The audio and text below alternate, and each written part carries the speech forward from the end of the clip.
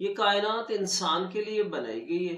اور اس کی ہر چیز کے اندر جو ہے وہ انسان کے لیے کوئی نہ کوئی سبق موجود ہے۔ اور اگر انسان اپنے ہی جسم پر غور کرے نا، تو انسانی اعضاء میں سے کہ ایک عضو صرف ایسا ہے کہ جو جب سے تخلیق ہوتا ہے تب سے لے کر انسان کی موت تک وہ مسلسل کام کرتا ہے، ایک لمحے کے لیے بھی نہیں وہ رکتا، اور جہاں کہیں وہ رک جاتا ہے اس کی اپنی موت واقع ہو جاتی ہے، اور پھر ساتھ انسان کی بھی موت واقع ہو جاتی ہے۔ وہ عضو جو ہے نا وہ انسان کا دل ہے، جو کبھی بھی رکتا نہیں ہے۔ اگر خدا نخواستہ کسی کو کوئی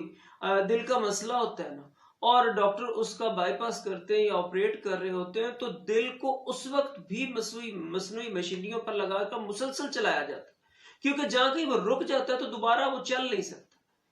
اب مجھے یہ بات ذہن میں آتی ہے اور میں غور کرتا ہوں اس بات پہ کہ ہر چیز جب ہمارے لیے اور ہمارے سیکھنے کے لیے، ہماری زندگی کے لیے، تو غور کرنے کی بات یہ ہے کہ ہمیں بھی اللہ تعالیٰ نے اس دنیا کے اندر عارضی طور پر بھیجا ہے، اور یہاں پر بھی جو بندہ فارغ رہتا ہے، جو بندہ کام نہیں کرتا، مجھے تو یہ لگتا ہے کہ ہم اپنے حصے کے کام کرنے ہیں، وہ اس بندے پر پھر موت واقع ہو جاتی ہے۔ وہ نظریاتی طور پر جو ہے، وہ عملی طور پر اس پر جو ہے نا وہ موت واقع ہو جاتی ہے۔ اور یہ جو فراغت ہے نا، یہ سلو پوائزننگ ہے، یہ سلو ٹارچر ہے، کہ بندہ آہستہ آہستہ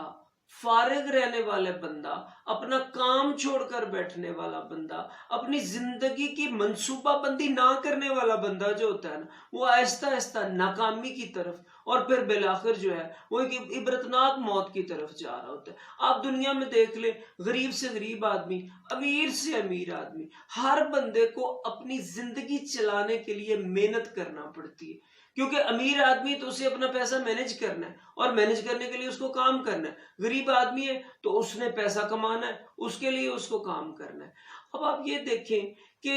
آپ اگر زندگی کے اندر ایک منصوبہ بناتے ہیں، اس کے لیے محنت کرتے ہیں اور اس کو اچیو کرنے میں کامیاب ہو جاتے ہیں، تو اس سے پہلے آپ کے پاس ایک اور منصوبہ ہونا چاہیے کہ آپ مزید اس پر کام کر سکیں اور اس زندگی کو جو ہے وہ آسانی کے ساتھ چلا سکیں۔ فارغ رہنے والا بندہ جہاں شدید ترین نقصان اٹھاتا ہے، وہیں مصروف رہنے والا بندہ اپنے کاموں میں اور پازیٹیو ایکٹیویٹیز کے اندر مصروف رہنے والا جو بندہ ہے، وہ زندگی میں کامیاب ہوتا چلا جاتا ہے۔ یہ عام سی باتیں، آپ میں سے کوئی کہہ سکتا ہے کہ یہ تو رپیٹ ہو رہی ہے۔ بھائی، بات انسان کی فطرت ایسی ہے کہ رپیٹ بات ہی شاید انسان کی سمجھ میں آتی ہے، اسی لیے اللہ تعالیٰ نے بھی تو بار بار جو ہے وہ قرآن پاک میں نماز کا حکم دیا، ورنہ نماز تو ایک ہی حکم سے فرض ہو چکی تھی۔ اس لیے کہ انسان اس رپیٹ سے سیکھتا ہے، اس بات کو وہ سنتا ہے اور اس پر عمل کرتا ہے۔ اس لیے ہمیں بھی یہ بات ایک دوسرے سے کہتے رہنا چاہیے اور عمل کرتے رہنا چاہیے اس پر بھی، کہ بھائی فارغ رہنے والا ایک ایسا بندہ، دیکھیں میں نے دیکھا ہے بعض ریٹائرڈ پرسن جو ہے، وہ اپنی زندگی کے اندر جب اگلی منصوبہ بندی نہیں کر پاتے نا، تو تب وہ بیماریوں کا شکار ہو جاتے ہیں، تب وہ جو ہے نا وہ عملی زندگی سے دور ہوتے چلے جاتے ہیں، پریکٹیکل لائف، فزیکلی ان کی کوئی ایکسرسائز نہیں رہ جاتی، اور وہ بہت جلد موت کے منہ میں چلے جاتے ہیں۔ زندگی ہے تو موت تو ہر ایک کو آنی ہی آنی ہے، لیکن ہمیں کرنا کیا ہے؟ ہمیں اس زندگی میں جتنا جینا ہے اس کو صحت مند بنانا ہے، اور اس کو مثبت انداز سے جینے کی کوشش کرنا ہے، اور اس فراغت جو ہے اس سے بچنا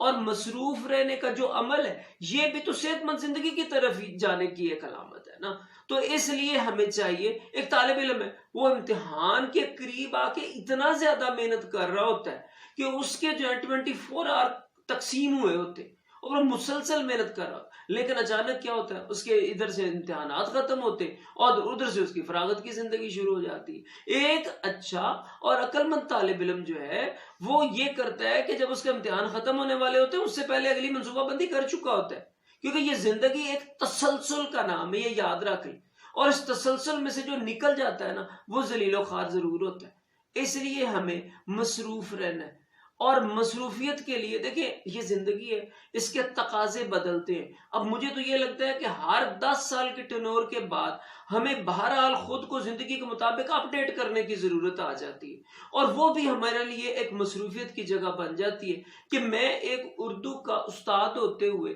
آج اگر جدید میڈیا سے ٹچ نہیں رہتا ہوں، مجھے آج اگر لیپ ٹاپ کا استعمال نہیں آتا ہے، آج میں اگر ٹیب چلانا نہیں جانتا ہوں، تو میرے لیے اردو کی ٹیچنگ مشکل ہو جائے گی. مجھے اینڈرائڈ فون کا استعمال آنا چاہیے. اسی طرح سے ہر شعبہ زندگی کے اندر جو جدیدیت ہے اس کو اس مثبت انداز سے اپنانا چاہیے کہ وہ ہمارے لیے مصروفیت کا ایک بہترین ذریعہ بن جائے. دیکھیں آپ یہ تو ہے نہیں کہ ہم جنت میں تو ہے نہیں، یہاں آپ جدھر بھی جائیں گے خیر اور شر دونوں طاقتیں آپ کو بہرحال ملیں گی. اس لیے آپ کی مصروفیت جو ہے وہ برے کاموں میں بھی ہو سکتی ہے، اچھے کاموں میں بھی ہو سکتی ہے. اب یہ طے ہم نے کرنا ہے، آزمائش ہماری ہے.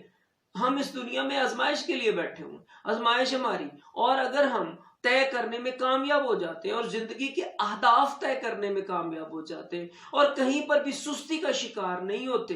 تو پھر میرا خیال یہ ہے کہ نہ صرف ہم اپنے لیے کامیابیاں سمیٹتے ہیں، بلکہ ہوتا یہ ہے کہ ہم دوسرے اپنے متعلقات کے لیے بھی جو ہے نا وہ ایک آئیڈیل کی صورت اختیار کر جاتے ہیں. اور آپ کے بچے، آپ کے بہن بھائی، آپ کے رشتہ دار، آپ کے جو ہے وہ تعلق دار، محلے دار، سارے آپ کو دیکھ کر متاثر ہو رہے. جیسے ہم کسی سے متاثر، میں کسی کو دیکھ کر متاثر ہو رہا ہوں کہ بھائی میرے کلیگ ہیں، ان میں سے بعض لوگ ایسے ہیں جو مسلسل اتنا اچھا کام کرتے ہیں. اور